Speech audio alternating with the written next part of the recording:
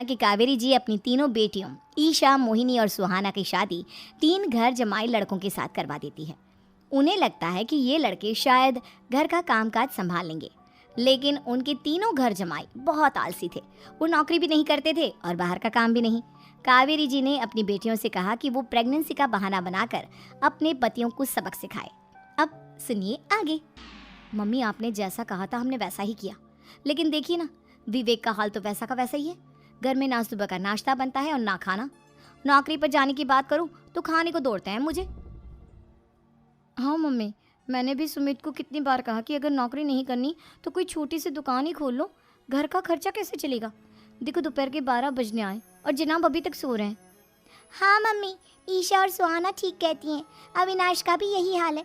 जब मैंने अपनी प्रेगनेंसी के बारे में कहा तो मुझसे कहने लगा, अरे दूसरी लड़कियां तो 9-9 महीने तक नौकरी करती है, बस डिलीवरी के टाइम छुट्टी लेती है। मोहिनी, तुम भी नौकरी करो।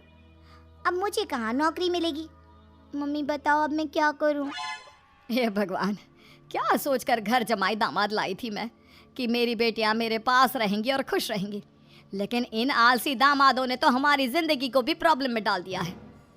मैं तो कहती हूँ मम्मी, हम लोग वापस अपनी जॉब पर जाना शुरू कर देते हैं।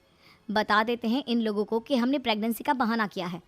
नहीं नहीं बेटा, ऐसी गलती भी मत करना। अगर तुमने ऐसा किया तो इन तीनों की आदत और ख़राब हो जाएगी। अरे आज नहीं तो कल कभी तो तुम प्रेग्नेंट होगी, तब वापस यही प्रॉब्लम आएगी। तब क्या करोगी तुम तीनों? हाँ मम्मी, आपकी बात तो बिल्कुल सही है। इन लोगों को तो सुधारना ही पड़ेगा। लेकिन कैसे? अपने बच्चों के आने की खबर सुनकर भी इन लोगों पर कोई असर नहीं हो रहा। पैसे कमाने के लिए घर से बाहर निकलना ही नहीं चाहते ये तीनों। अब मेरे दिमाग में एक प्लान आया है। तुम तीनों चिंता मत करो, उन तीनों को बुलाओ, फिर मैं बात करती हूँ। थोड़ी देर बाद कावेरी जी अपने तीनों दामादों को सामने बुलाकर अपनी बात कहना शुरू करती हैं। अविनाश, सुमित और विवेक, देखो बेटा, मैं ना तुम तीनों से बड़ा प्यार करती हूँ, इसीलिए तो तुम्हें घर जमाई बना कर रखा है मैंने। अरे मम्मी जी, सीधे सीधे कहिए ना, क्या बात है? प्यार तो हम भी आपको बहुत करते हैं। अरे मम्मी जी, आपकी इज्जत भी बहुत करते हैं। अरे भाई, आपके जैसी सास और कमाने वाली बीवी सबको मिलती है क्या? हाँ मम्मी, विवेक और सुमित ठीक कह रहे हैं। आपकी बेटी से शादी करके मेरी तो ज़िंदगी ही अच्छी हो गई है। जानती हूँ मैं, और ये भी जानती हूँ कि तुम तीनों अपने अपनी बीवियों से बहुत प्यार करते हो। बेटा, बात ऐसी है कि हमारे कुल गुरु ने कहा है कि प्रेग्नेंट होने के बाद मेरी तीनों बेटियां शुरू के 4 महीने हमारे गांव में जाकर रहेगी, जहां मेरे चाचा जी रहते हैं। अरे लेकिन क्यों मम्मी, गांव में जाकर रहने की क्या ज़रूरत है इन तीनों को? वो क्या है ना बेटा, हमारे परिवार को एक श्राप है। अगर मेरी बेटियों ने यहाँ पर बच्चा पैदा करने की कोशिश की तो उनके बच्चों को कुछ भी हो सकता है। इसलिए अब से लेकर 4 महीने पूरे होने तक इन्हें गांव वाले घर में रहना पड़ेगा। हाँ, तो इसमें प्रॉब्लम क्या है मम्मी जी? हम भी वहाँ जाकर रहेंगे, पिकनिक मनाएंगे। अरे भाई, बीवी जहाँ हम भी वहाँ। हाँ यार, आइडिया तो बहुत अच्छा है। शहर की ज़िंदगी में रह रहकर परेशान हो चुके हैं, अब कुछ दिन गांव में बिताएंगे। तुम लोग समझने की कोशिश क्यों नहीं करते? तुम में से कोई भी वहाँ नहीं जा सकता, और मैं यहाँ रहूँगी ना तुम तीनों के साथ। 4 महीने की तो बात है, उसके बाद ये तीनों ही लौट कर आ जाएंगी। ठीक है मम्मी जी, अब हमारे बच्चों का सवाल है तो ये तो करना ही पड़ेगा। कावेरी अपनी तीनों बेटियों को कुछ दिन के लिए घर से बाहर कहीं दूसरे शहर में रहने के लिए भेज देती है। कुछ दिनों के बाद, अरे मम्मी जी, बहुत दिन से पिज्ज़ा नहीं खाया, मंगवाइए ना। क्या बताऊं बेटा, पहले तो बेटियां खर्चा दे देती थी क्योंकि उनकी नौकरी थी, लेकिन अब तो मेरे पास पैसे ही नहीं बचे। थोड़े बहुत पैसे हैं जो बच्चों की डिलीवरी में काम आएंगे। लेकिन मम्मी जी, आपकी बेटियों को वापस आने में तो अभी बहुत वक्त बाकी है। वही सोच सोच कर परेशान हो रही हूँ। सोच रही हूँ कल से दूध भी बंद करवा देती हूँ। अब दूध वाले को देने के लिए पैसे भी तो नहीं है ना। अरे नहीं नहीं मम्मी जी, अगर दूध भी बंद करवा दोगी तो मुझे चाय कहाँ से मिलेगी? और चाय के बिना मैं तो मर ही जाऊँगा। क्या करूं बेटा, इसके अलावा हमारे पास कोई ऑप्शन नहीं है। मेरे पास पैसे ही नहीं बचे। इस तरह कावेरी जी धीरे धीरे अपने तीनों दामादों को पैसे देना बंद कर देती हैं और घर में खाने पीने की चीज़ें लाना भी बंद कर देती है। अब वो तीनों बुरी तरह से परेशान होने लगे थे, और इसलिए एक दिन तीनों प्लान करके घर से बाहर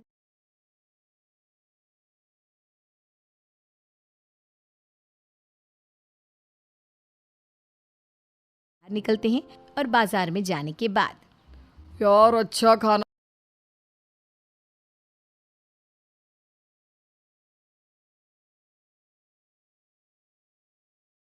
खाना खाए हुए कितने दिन हो गए, पता नहीं कब अच्छा खाना मिलेगा। हमारी बीवियों के जाने के बाद तो हमारी हालत भिखारियों जैसी हो गई है यार। कुछ भी हो, मुझे तो आज पिज्ज़ा खाना ही खाना है। जेब में 1 रुपया नहीं है और पिज्ज़ा खाएगा, कहाँ से आएंगे पैसे? अरे देख वहाँ सामने बोर्ड पर क्या लिखा हुआ है, कंप्यूटर पर काम करने के लिए एक आदमी की आवश्यकता है। भाई मैं तो जा रहा हूँ, काम करूँगा और शाम तक पैसे लाकर आराम से पिज्ज़ा खाऊंगा। जा जा, तुझे कोई काम नहीं देने वाला, हम तो घर जा रहे हैं। चल भाई सुमित। सुमित और अविनाश वहाँ से चले जाते हैं और विवेक उस कंप्यूटर शॉप पर सारा दिन काम करके 5,000 रुपये कमा कर घर लौट कर आता है और अपने खाने के लिए अच्छी अच्छी चीज़ें भी लेकर आता है। ये देखकर विवेक और सुमित के दिल में भी कुछ पैसे कमाने की इच्छा जागती है।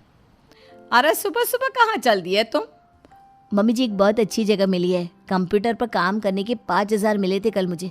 अगर रोज़ काम करूँगा तो पूरे 40,000 की तनख्वाह। अरे वाह, ये तो बहुत अच्छी बात है दामाद जी, आपको जाना ही चाहिए।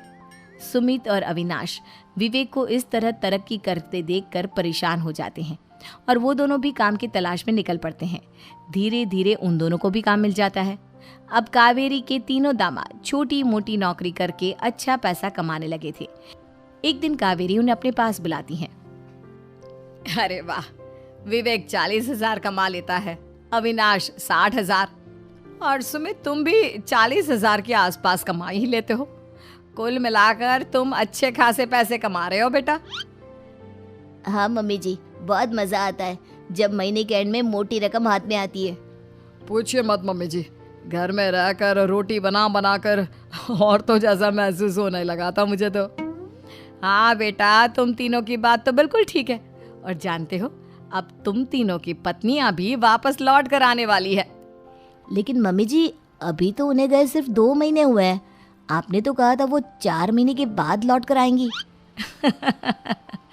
ऐसा कुछ नहीं है बेटा, मैं सिर्फ तुम तीनों को सबक सिखाना चाहती थी कि आदमी घर में बैठकर बीवी की कमाई खाता हुआ अच्छा नहीं लगता। इस दुनिया में हर इंसान को मेहनत करनी चाहिए, काम करना चाहिए, चाहे वो औरत हो या आदमी, ताकि अपने परिवार को संभाल सके। कावेरी की बात सुनकर उन तीनों को अपनी गलती का एहसास होता है और कावेरी उन्हें सच बता देती है कि ईशा, सुहाना और मोहिनी शहर में ही कहीं दूसरी जगह रह रहे थे। शाम के वक्त उन तीनों की पत्नियां लौट कर आ जाती है और कावेरी जी का परिवार एक खुशहाल परिवार की तरह रहने लगता है।